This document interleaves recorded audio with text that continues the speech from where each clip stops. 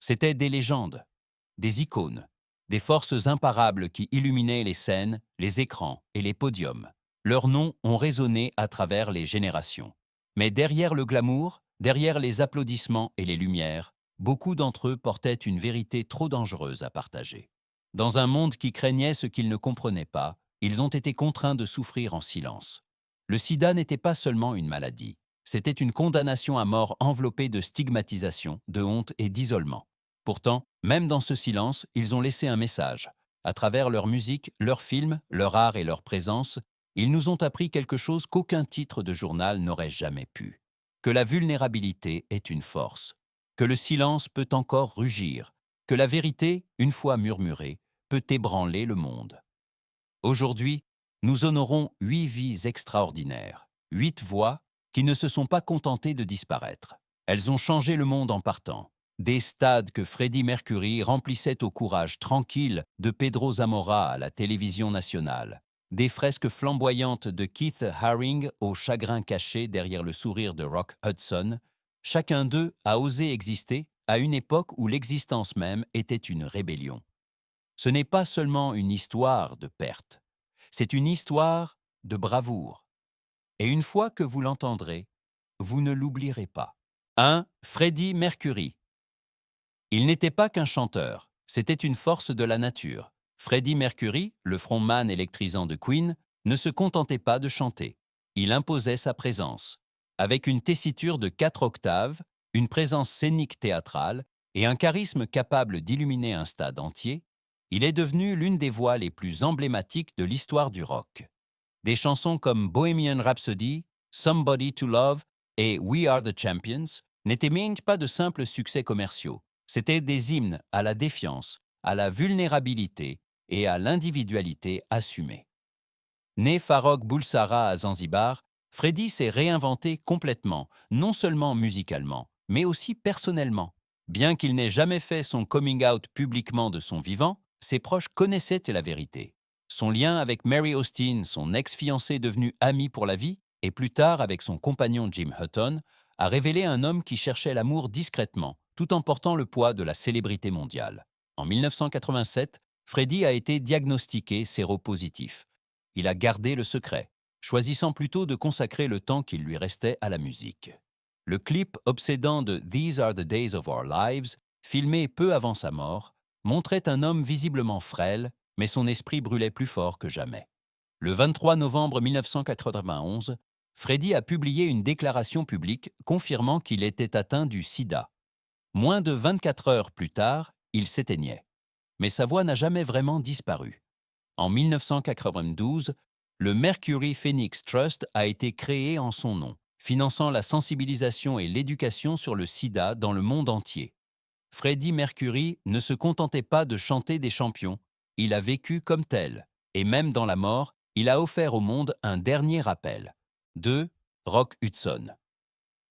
Pour le monde, Rock Hudson était l'acteur principal idéal. Grand, le visage carré, incroyablement beau. Il était l'incarnation de la masculinité des années 1950. Il a joué dans des films comme Géant, Confidence sur l'oreiller et Le secret magnifique. Les femmes l'adoraient, les hommes l'admiraient, et les studios ont bâti des carrières entières autour de son image. Mais derrière cette persona hollywoodienne soigneusement élaborée, se cachait un homme menant une double vie. Né Roy Harold Scherer Jr. dans l'Illinois, Rock a travaillé dur pour gravir les échelons d'Hollywood, devenant finalement l'une des stars les plus rentables de son époque. Mais il était aussi gay à une époque où le fait d'être ouvertement homosexuel n'était pas seulement risqué, c'était un suicide de carrière.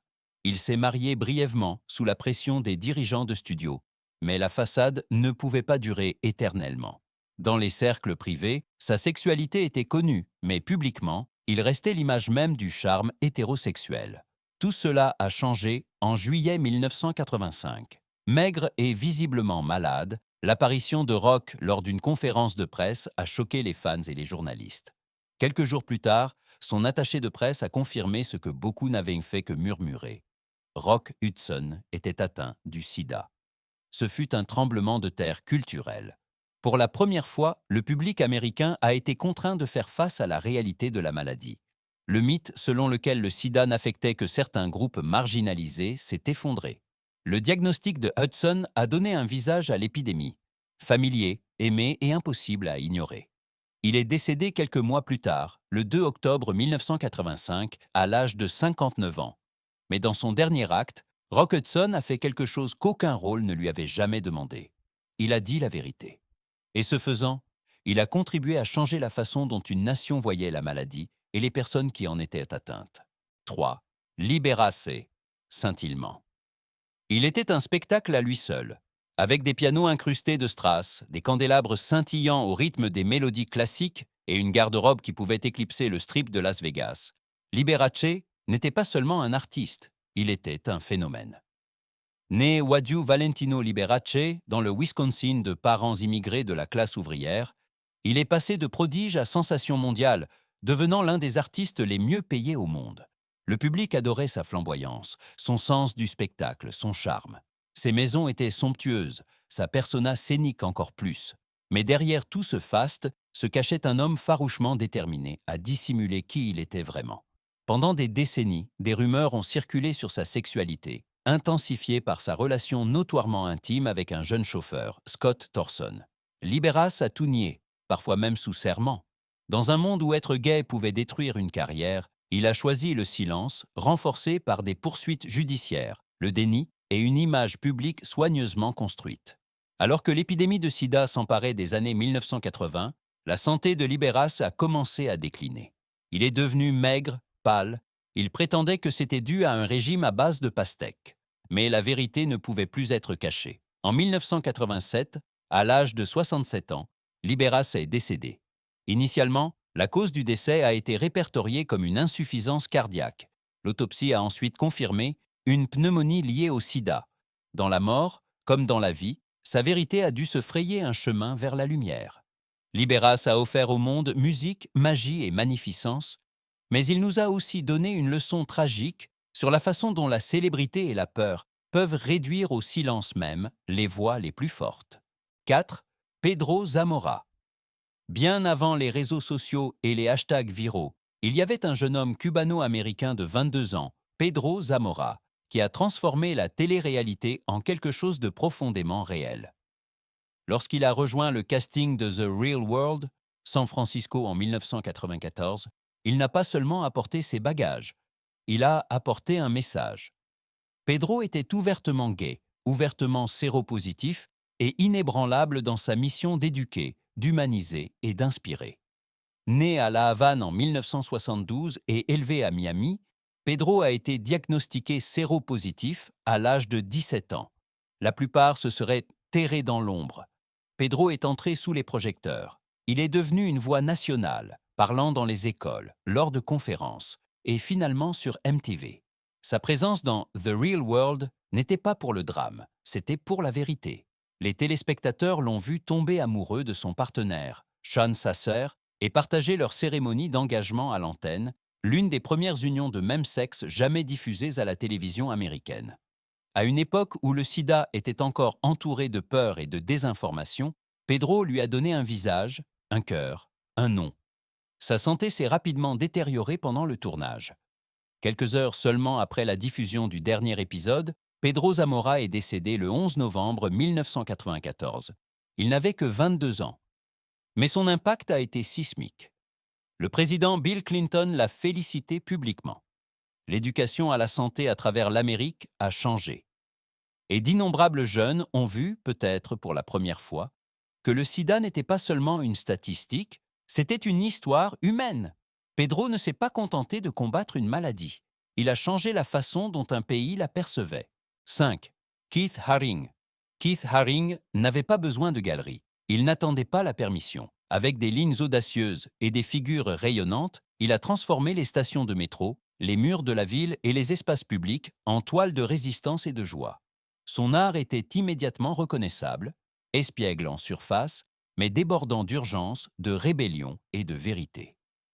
Né en Pennsylvanie en 1958, Haring a fait irruption sur la scène du street art new-yorkais, craie à la main et une mission brûlante au fond de lui, parler aux gens et non pas de haut.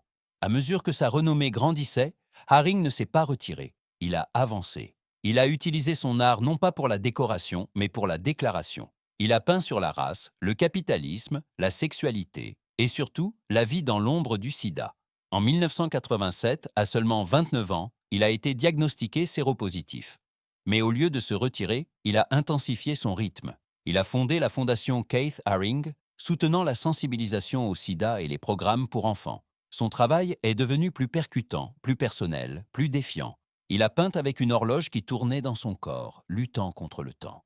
Et pourtant, il n'a jamais laissé la maladie le définir. Jusqu'à la toute fin, Keith Haring a transformé la douleur en un but, transformant la peur en couleur. Il est décédé en 1990 à seulement 31 ans. Mais son héritage n'a jamais cessé de bouger. Il danse sur les fresques, palpite dans les salles de classe et nous regarde depuis les murs des musées comme pour dire « J'étais là, j'ai compté, et vous aussi ». 6. Brad Davis. Brad Davis était l'intensité personnifiée. Avec des yeux perçants et une énergie brute, agitée, il ne se contentait pas de jouer, il habitait chaque rôle. Le public l'a clairement vu dans Midnight Express, l'Express de minuit, où son interprétation d'un prisonnier américain torturé dans une prison turque lui a valu un Golden Globe et une reconnaissance internationale.